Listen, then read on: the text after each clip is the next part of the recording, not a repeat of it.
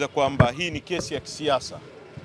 Kesi zote hizi ni kesi za kisiasa za watu ambao wameshindwa kufanya siasa, wanataka kutumia court processes, wanataka kutumia mahakama zetu kuumiza wapinzani wao.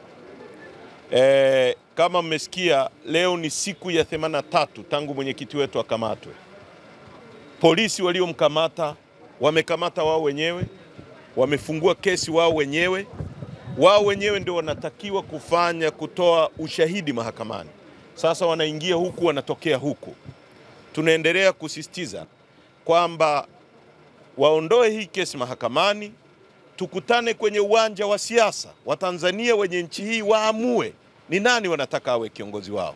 Kutumia nguvu ulizonazo kwa sasa kwa sababu uko madarakani, kutumia vyombo vya ulinzi na usalama, kutumia mahakama zetu kuonea watu wanaopingana na wewe, hatutakubali. Na tumesema tena na tena, wanachadema hawatapiga magoti kwenye udhalimu, hatutasujudu kwa mtu yoyote.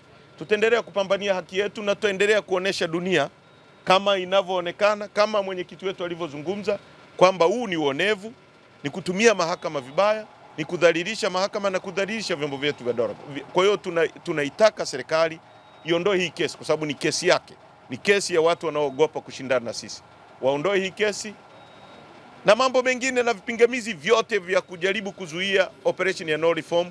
Waturuhusu tukutane uwanjani, mtu kwa mtu, mwananchi kwa mwananchi. Na wananchi endeleeni kutunga mkono kwa sababu sisi tuko kwenye upande wa haki na upande wa ukweli, na ukweli utashinda. Asanteni sana.